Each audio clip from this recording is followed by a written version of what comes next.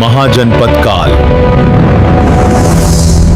भाग 4 कोसल महाजनपद प्राचीन भारत का एक महान और समृद्ध राज्य था कोसल जनपद, जिसकी राजधानी थी विश्वविख्यात नगरी अयोध्या।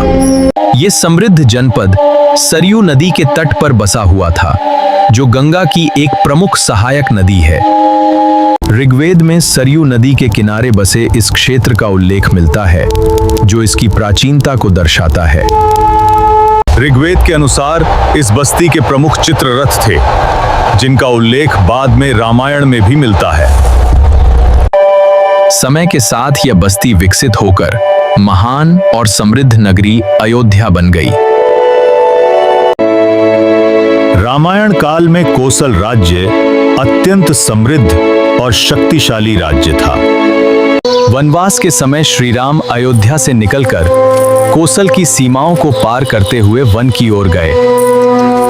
राम ने वेद श्रुति, गोमती और सई जैसी नदियों को पार करते हुए आगे का मार्ग तय किया। रामायण काल में कोसल राज्य 2 भागों में विभाजित था, उत्तर कोसल और दक्षिण कोसल।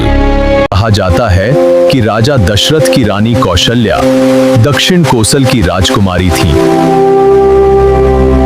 महान कवि कालिदास ने अपने ग्रंथ रघुवंश में अयोध्या को उत्तर कोसल की राजधानी बताया है। महाभारत में भीमसेन की दिग्विजय यात्रा में कोसल नरेश बृहद्बल की पराजय का वर्णन मिलता है। बुद्ध काल से पहले कोसल उत्तर भारत के 16 महाजनपदों में से एक प्रमुख राज्य था। भगवान बुद्ध के समय कोसल का राजा प्रसेनजित था। प्रसेनजित ने अपनी पुत्री का विवाह मगध के राजा बिंबिसार से किया। कहा जाता है कि काशी का राज्य दहेज के रूप में राजकुमारी को दिया गया था। बौद्ध काल में कोसल की राजधानी श्रावस्ती थी, जो उस समय एक प्रसिद्ध नगर था। जातक कथाओं में कोसल के एक अन्य महत्वपूर्ण नगर सेतव्या का भी उल्लेख मिलता है। समय के साथ कोसल का महत्व घटता गया और यह शक्तिशाली मगध साम्राज्य में विलीन हो गया। फिर भी कोसल की गौरवशाली विरासत भारतीय इतिहास और साहित्य में सदैव अमर रही।